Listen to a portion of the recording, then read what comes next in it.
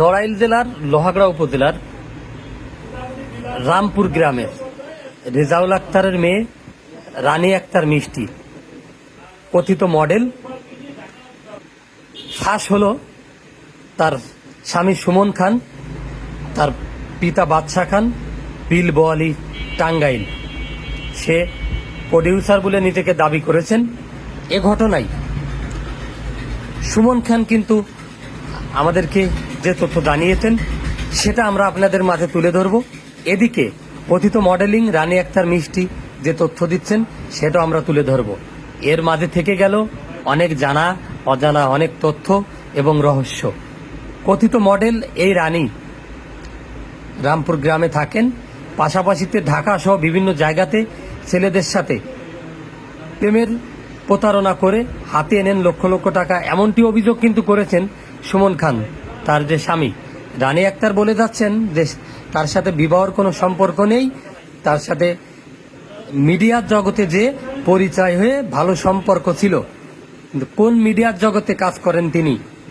এটা কি মিডিয়ার জগতের কোনো অংশ? কি কাজ করেন তিনি? এর মধ্যে দেখা গেছে একটি সরকারি প্রতিষ্ঠানের কার্ডও এই রানী আক্তারের নামে রয়েছে।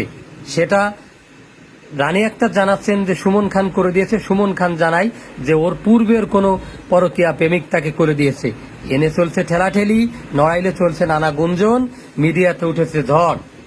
আজকে আমরা শুনে নেব দুই মুখ থেকে কি হচ্ছে এ বিষয়ে। কিন্তু আমি কথা বলেছি রামপুর গ্রামের যারা সামাজিক নেতৃত্ব দেন তাদের সাথেও, তারা কিন্তু আমাকে জানিয়েছেন ওই পরিবারের সাথে গ্রামের কোনো মানুষেরই সম্পর্ক ভালো নেই, তাদের বাড়িতে কেউ না যেতে পারলে যায় না। এদিকে অন্য তথ্য রয়েছে রানী আক্তার মিষ্টির বিরুদ্ধে। বিস্তারিত ভিডিওর মাধ্যমে এবং সর্বটা দেখেই মন্তব্য করবেন যারা দেখেছেন। আমার আগের ওয়াইফের ছবি দিয়ে আমার ছবি দিয়ে মানে বলা যায় ওই যে নেগেটিভ কিছু বাজে কিছু অ্যাডাল্ট ছবি বানাইছে, ভিডিও করতে, এগুলি আমার কাছে এনামুল পাঠাইছে অন্য একটা আইডির মাধ্যমে, এবং এনামুল সেটা আমার কাছে স্বীকারও করছে ফোনে। হ্যাঁ, আর এটা করাইছে হলো মিষ্টি। এগুলি করানো কি ওর ঠিক হয়েছে? আপনি আমাকে কথাটা বলতেছেন। আমি এখানে চাচ্ছি আমার সাথে মিষ্টির সাথে সমস্যা, মানে আমরা ঘরের মানুষ, ঘরের সমস্যা। এইখানে যখন থেকে এই ছেলেকে ও ফেস করায় মানে আমাকে ইগনোর করা শুরু করছে, আমার নাম্বার ব্ল্যাকলিস্ট, তার থেকে অনেক অধিক নিরাপত্তা নিয়ে আমি ওখানে যাবো, সেটা আমি জানি। তাহলে আপনি সেটা নিয়ে আসতে পারবেন তাই তো? দেশে আপনার বৈধ স্ত্রী এরকম এভিডেন্স আছে? স্বাভাবিক, আমার মানে লাইফের সিকিউরিটিটা আমার নিতে হবে, অন্য নিতে পারবে না, বা নিলেও সেটাকে স্যাটিসফাই আমি না হতে। সেটা নাকি আপনি এই 3 বছরে দেখাইতে পারেননি কাবিন, যেটা যে আপনার বৈধ স্ত্রী কোনো কাবিন হয়নি রানীর, কিন্তু এটা দাবি ভাই। কাবিন ছাড়া ঢাকা শহরে কোনো বাসা যে ওর চরিত্র সম্পর্কে আমি আসলে অবগত হলাম, কারণ হচ্ছে ও একটা ভয়ঙ্কর লেভেলের খারাপ ছেলে। হ্যাঁ, কেন বললাম কথাটা? কারণ ওকে লাইনে এনে আমার সাথে সপ্তাহখানিক আগে কথা বললো ফোনে, ওরে লাইনে এনে। আচ্ছা, ও অর্থাৎ রানীকে মিষ্টিকে লাইনে এনে হুমকি দিতেছে, ও আমাকে বিভিন্ন রকম বিভিন্ন সময় হুমকি দামকি দিতেছে বসে। হ্যাঁ, আচ্ছা বলি, মানে হুমকিটা কিরকম এটা আপনি বলছে। আমি ওই হুমকিতে আমার গায়ে আসে না।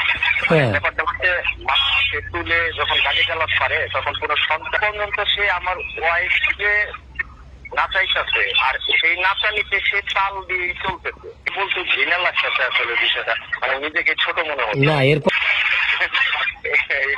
আশায় নেই ভাই, কি বলবো আর কি। এই যে আপনার সাথে যে কতগুলো মিথ্যা রাত হয়ে নিচ্ছে, মানুষ মিথ্যা একটা বলতে গেলে যে 10টা বলতে হয়, সেইখানে হ্যাঁ, ওই যে একের পর এক মিথ্যা বলতে বলতে তো অভ্যস্ত। হ্যাঁ, পরিবারটাই মৃত্যু মানে অভ্যস্ত। হ্যাঁ, ওকে মানে মানে কি বলবো।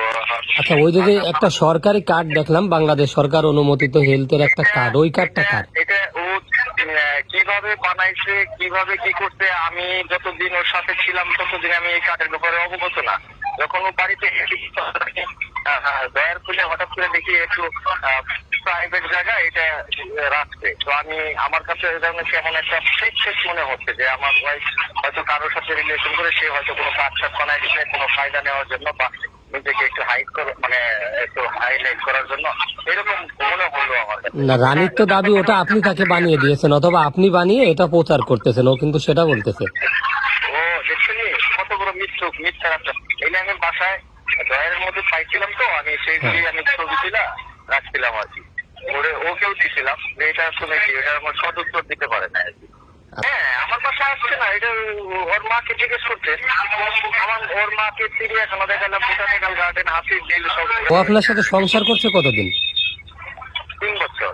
3 বছর। আর এই যে যে রানী নিজেকে উলাঙ্গা করে উপস্থাপন করতেছিল একটা ভিডিও আপনি আমাকে দিয়েছেন, ওটা হচ্ছে কার সাথে করা? এটা আমাকে এনামুল পাঠাইছিল। হ্যাঁ, এনামুল তো অনেক খারাপ খারাপ ছবি পাঠাইছে। আর আমি তো এগুলা কখনো দিতে পারি না কাউকে, নিজের বোর ব্যাপারে তো আসলে এগুলা বলতেও পারি না। হ্যাঁ, তো যাই হোক, এগুলি তো এনামুল বিভিন্ন জনকে দিচ্ছে। হ্যাঁ, এটা আমার কাছেও দিচ্ছে, এটা প্রপার্টি স্ক্রিনশটও আছে, দেখেন স্ক্রিনশটে নাম লেখাও আছে। হ্যাঁ, এনামুল এগুলা মিরপুরের থাইকে ওর সাথে যা যা করছে, ওর মামাতো ভাই নাকি এগুলা ভিডিও করছে এনামুলের মুখের কথা এগুলি। সেগুলি আপনার বিভিন্ন জনকে পাঠায়।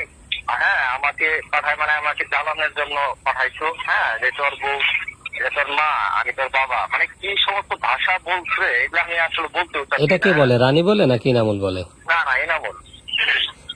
ওই যে রানী, আর ওর সাথে থাকাকালীন তো আমাকে ঢাকাতে যখন থাকছে আমাকে হুমকি দিচ্ছে ওই ছেলেকে দিয়ে। তার হতে ওই যে আসল রূপ আমি ধরে ফেলছি, বুঝতে পারছি, সবকিছু জানতে পারছি, একের পর এক এরকম বের হচ্ছে। আর সে যখন আমার সাথে 3 বছর থাকছে তখন তো বুঝতে পারছে যে 3টা বছরই তো তার মিথ্যার আশ্রয় নিচ্ছে। আপনার থেকে আচ্ছা, আপনি যে এগুলো পেয়েছেন হাতে, যে লোকটা পেয়েছে সে লোকটা কোথায়?